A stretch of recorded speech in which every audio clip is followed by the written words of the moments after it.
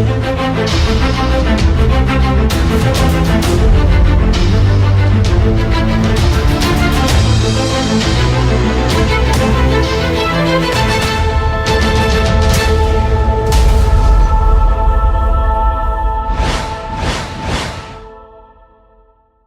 there, and welcome to another edition to Strategies, Tactics, and Techniques. Today's video tutorial is going to cover how to strike effectively or more efficiently from the ground position using your rear cross punches, and maybe we'll get in time to go into other punches. But today we're going to cover the rear cross punches and lead cross punches. In other words, your horizontal punches, right? Now these punches are incredibly important because of several reasons. A, they create a lot of power because of rotation and torque, and B, they allow you to hit on different angles in here, different vectors. So they're an important strike to master in here if you're going to be effective or more effective in your MMA training. Now, it's my opinion that just from watching a lot of MMA bouts, that a lot of striking is not effective when it comes to being on the ground. In other words, anytime they're in some kind of a grappling position of some kind in here, what I usually see is either no striking whatsoever when they could deliver one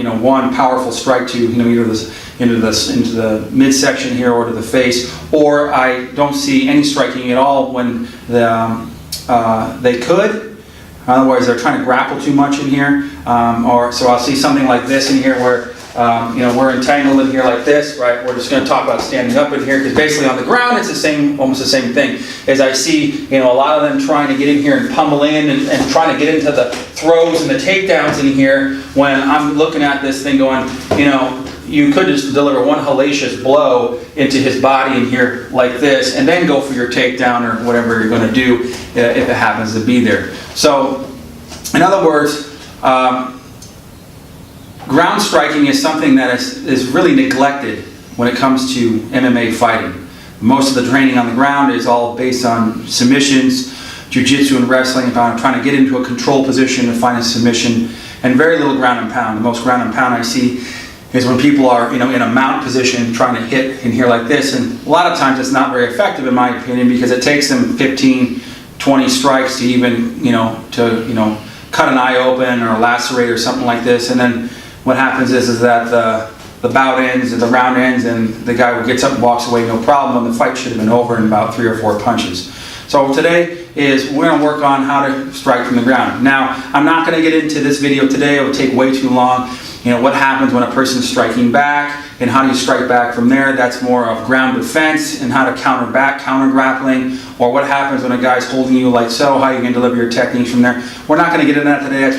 That takes way too much time. We'll do that in another video. This is basically working different angles and how to take your horizontal linear punches, your cross punches, and apply those in different angles, okay? So there's going to be questions and comments about what happens when he's mounting you or if there's more resistance, and we'll talk about those a little bit briefly as we go on. That certainly changes the dynamic of things, but the first step, I would say the first progression here is actually understand and learn that you actually can transfer a good amount of force and cause damage from the ground, and not just neglect that. Okay, so you can throw. You have hooks, you have jabs, you have crosses, you have elbows, you have uppercuts, you have hammer fists. You have basically all kinds of different ways to trap and control somebody in here to pin their limbs and strike them. We'll get into those things much later, but those are things you obviously need in your arsenal as well. You cannot just strike only. You cannot just grapple only. You have to learn how to figure out a method of attack or a plan of attack, or how you're going to integrate those different aspects of your training into your ground fighting in general. Okay, so let's begin here. So what we're going to do is we're going to start, with my right hand in here. So I'm going to get down in here like so. Now the first thing here, it's important to before I deliver the technique in here, it's important to understand of kind of where your weight transfer comes through. So since you're pinned on your back. And again, we're gonna assume that the person is all on top of you and holding you down. So that's going to minimize how much you can transfer your weight. But I said we're not going to get into that right now. So you can see the whole view in here. It's important that your weight transfer has to come. It has to come from your T-spine in here like this. It's got to come from your drive leg, and there's some degree coming from your hips. Now, because you're on your back and you can't drive or locomote as much. In other words, I can't push off the ground as easily, particularly when someone's holding me down. Less weight transfer is going to be in your hips, and more of it is going to be in your T-spine here, rotating from here. So you got to have good rotational or flexibility in here to do this. You cannot just be flat on your back punching from here. Okay, you have to be able to incline and arc or rotate into the technique all at once. Okay, with all your techniques, you cannot just sit back in here on your back and flat like this. Okay, so that's step number one. Step number two is you got to make sure that you're grounded in the earth in here like this. So if you take your basic, hip bridging in here, can you bridge, and push off the earth in here at the same time? So all those things got to happen all at once. Okay, now depending upon the distance of what's happening in here, where this is, so if he's really far away, all right, and I can't reach this thing in here, you're going to have to bridge it more in here like that. Okay, but you're only going to be able to hit to the length of your arm. So this is only really going to be done in application when your opponent is in range to hit you. So he's right at the end of your kill zone, which is basically touching distance from you and your opponent. Okay. Now if he's in halfway closer in here, okay, then I don't have to go as far in here like this. Okay. So, but you still want to be able to rotate, your technique in here as much as possible. Okay. So rotation is the body directional force that you're going to apply along with inclination. Okay. Now, with that being said, you want to put yourself in a position where you feel coiled and loaded. Now, what that means is you want to feel like you can easily, explode off in here like this. Okay, like to be able to bench press somebody off in here. You don't want to have your legs out here like so, like this. Even if you only have one leg in here, right? Because some people are going to ask, well, what happens when he's between you? Like, what happens if he's in your guard? How do you transfer the weight from here? Well, certainly you can't use your legs as much to push off the ground. But what I can do is I still can torque from up here in my T-spine, and that's where your power is going to have to be generated from in here like that. If I got one leg on the ground in here, right, obviously, and maybe my shin or knee is up in his throat or his stomach in here, right, then I'm going to push, in here. So basically, a one-legged bridge like that. But the bottom line is you got to be able to bridge your hips into the target in order to transfer your weight. Okay? All right, so the next thing here is punches. Now, when you throw your horizontal punches, all right, you need to be able to throw the technique in such a way to where you're following, a strong power line in here. And I've explained this in the other videos talking about the line of force that I did. If you haven't checked those out, check it out. There's two videos recently I did about the line of force, is the specific functional trajectory for your technique. All right. So in order for your power to happen in here, let's go ahead and put a pad up in here. Is the punches have to come off my shoulders in here like this. Okay. The energy is transferring this way. Doesn't matter where I am. If I was like this, it doesn't matter where I am on the target. My power has to come off my shoulder and come from my elbow and then rotate to the target in here. It doesn't really matter where I am in here like this, if I'm punching up in here. Okay, it cannot, all right, let's go more over here. It cannot come from the center line. Okay, you cannot throw a punch from the center of your body like this. Okay, you cannot hammer and expect to have any effect. You cannot just raise your arm up and swat in here because there's no skeletal alignment behind the technique. If I just reach up and swat, there's nothing behind it. Okay, I have to have a driving, kind of pushing, kind of crushing energy. So the simple way to do this in here would be to start like if you're going to bench press dumbbells and basically put your forearm on the ground in here and then take your fist and line it up with the target in here. So as the pad is in here like this, all I'm going to do is just going to draw a straight line to the target here, just if I was hitting flat on my back. Boom, like this. Okay, that is the line of force for the strike because the forearm is directly in line with the wrist and then centered behind the knuckles in here like this. And the elbow is all there with it. Okay, now if he changes the angle a little bit, let's say that he goes more down by my knees, the line of force is going to change. Now the line of force is going this way. Okay, so this is like a decline bench press. Okay, this is more like a flat bench press. This is more like an incline bench press. The line of force is this way in here. If the pad was more down here and I was hitting him in the body, line of force would be this way in here like this, right? Pow. Okay? Let's say he took the other pad and put it up here. The line of force would be going up in this direction here. My chest muscles have to go in the direction of the punch in here like this. Okay? So that's a major important principle that has to be applied with any type of strike. Now remember, because you're on the ground, you cannot locomote your body as easily. You can't standing up. In other words, you can't move it from point A to point B as easily. So you have to make sure that all your biggest pushing muscles are involved in the technique. Okay? And very important too when someone's actually holding on to you, because now they're using opposing resistance, which doesn't allow you to accelerate as fast. All right. So to go ahead and work this in your arsenal now, you're just going to take a focus pad here and you're just going to put it in a trajectory, or put it in the trajectory you want it in here, and get your body in the right spot. Now from there, I'm going to bring my chin up in here like this. I want my head flat on the mat in here, both for defensive reasons. If I get struck in the head, there's nowhere for my energy to go right into the ground. And I want to make sure that I can protect my throat and bring my arms up into my face to protect myself. So when you're practicing the techniques at first, you can start with no defense. You can start from here and practice just throwing from here like this. Okay? So I'm just going to bridge my hips up and rotate in here. See how my back comes off the ground in here like that? Okay? That means I got maximum rotation coming around in here. So you can start just by no defense, just practice getting this trajectory in here. Okay? Start from there. Right? Then when you feel like you kind of got it, then you can kind of start bringing yourself more into a realistic kind of protected position. So from like a shield or something, or covering up in this shell, what I can do is kind of get my vision on the target here, load my legs, then I'm going to drop this arm in this position, deliver the technique and come back. Okay, so I want to kind of coil, load, and then drop my arm down. And right when I drop my arm down, I'm going to relax my body and explode. Okay, I can come down even more and get this more in a different angle. So here, feet on the ground, I'm going to bridge. I'm going to rotate my hips, rotate my T-spine, and drive out this leg in here and here. Okay, I can move my arms around like this, like I'm getting hit in here, but I'm going to coil and load it and come back. Okay, and come back. All right, let's try a different angle in here. So I'm going to flip over this way. Show you from the left arm. So I want you to come over, there.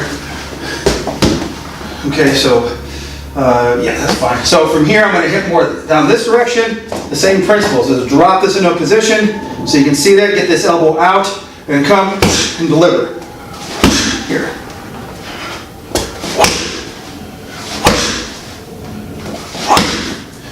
And I'm going to slit off. Let's try it again. Drop. Okay?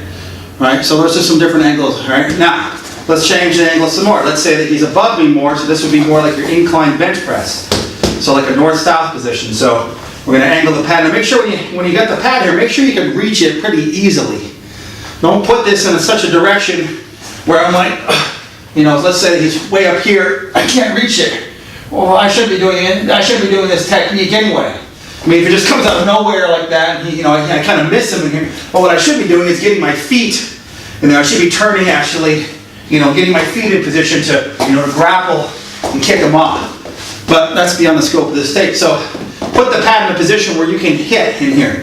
All right, so from here, working this angle, so I'm kind of hitting up and kind of up behind me in here, in here,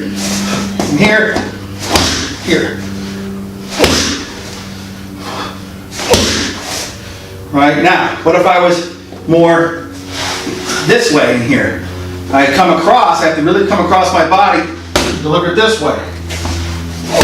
Here. Like so. Okay? So those are just some couple different angles you can hit with your cross punches. Now, some people are gonna, let's go back to this side. Some people are gonna say, well, what happens when he mounts you? Okay, that's going to change how much weight you can put in. So let's go ahead and get into a mount position.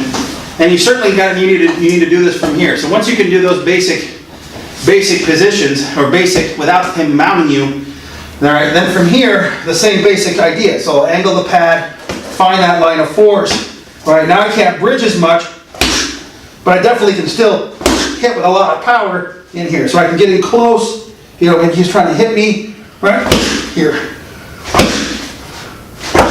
Like that. Okay, let's go ahead and go into the guard position. So now I can't use my legs to drive at all. With the mount, I still could kind of drive a little bit with my hips. I just can't arc them into the target as much because I got his weight on me. But if we were in the guard, the same basic principles in here, right? So from here, I'll hold.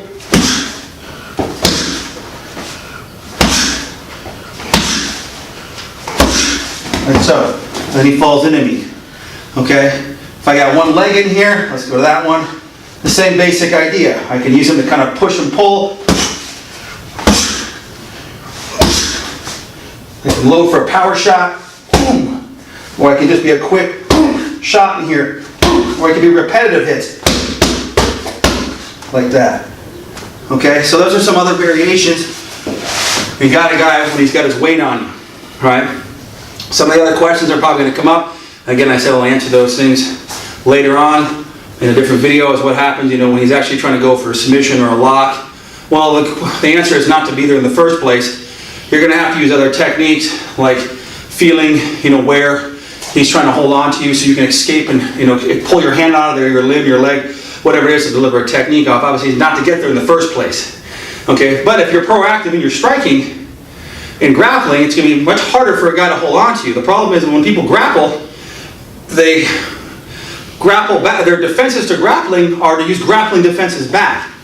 So if I try to control him, he's going to use traditional counter grappling techniques, usually submission based, to try to fight back. When he should be trying to use striking as well as everything else, not just grappling counterattacks themselves. Okay, and vice versa. If you're trying to take a person into a grappling scenario in here, you should not be just disregarding your striking just to try to get a choke or get a lock or get an arm triangle or whatever you're trying, or a Darce choke or whatever you're trying to do. You should be using whatever is needed at that moment. Be in the moment in order to figure out what you need to end the fight. Remember, the goal is to end the fight. The goal is not to try to get into a move. Too many MMA fighters and their coaches are move-oriented thinkers. They want to see a takedown. They want to see that high round kick. They want to see that sweep. Well, that's all great. If it's there, it's there. But if it's not, they're stuck because the way that they train is not doesn't always. The way they train for those methodical positions and stuff is what happens is when they get caught in a situation where they get knocked out, overwhelmed, or just pinned, is because they're not. What happens in the fight is different. Things that happen in the fight, like a lot of these traditional positions, a lot of things happen in the fight that really the commentator can't even explain because he doesn't even know what it is because they're not in the curriculum of like traditional fighting styles. So when a guy's arm comes out of nowhere and throws an artless technique, that's usually not in a striking, not being in a striking style. So it comes out of nowhere and he hits the guy and knocks him out. Or the guy gets caught in some kind of control hold that's not a traditional lock or some kind of pin or something like that and doesn't know what to do because the other guy's thinking outside the box. Well, the same thing with the striking. So if you want to perfect your striking, you got to think outside the box. Your striking should be applicable to both stand-up and on-the-ground situations. If your striking is just limited to, upright scenarios, and then what happens is when you get into the ground fight, all you're thinking about is just grappling in here. That becomes a problem. So if we take the pads off, so I'll give you an example. So let's just say, let's go this way here.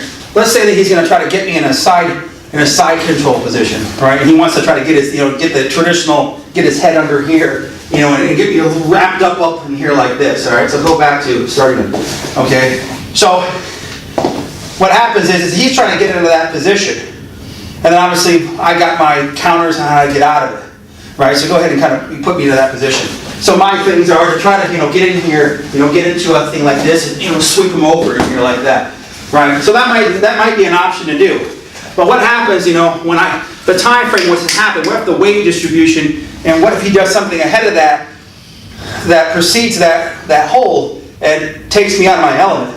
Now I can't do that sweep in here, right? So I risk the factor of he goes to stick his arm under there, right? And everybody wants to get these. Everybody wants to get these underhooks in here and try to bridge the guy over in here like this and take him over. What happens is my arms are trapped. So if he really locks down on me in here, I can't get out of this thing here. I can't strike him. I'm screwed. Okay, now what would be a better solution to that would be to, let's go down here more. Come over here more. A better solution to that would be to do something as he comes down to come to get me in here. There's a fucking here like this. Right? Fire from there.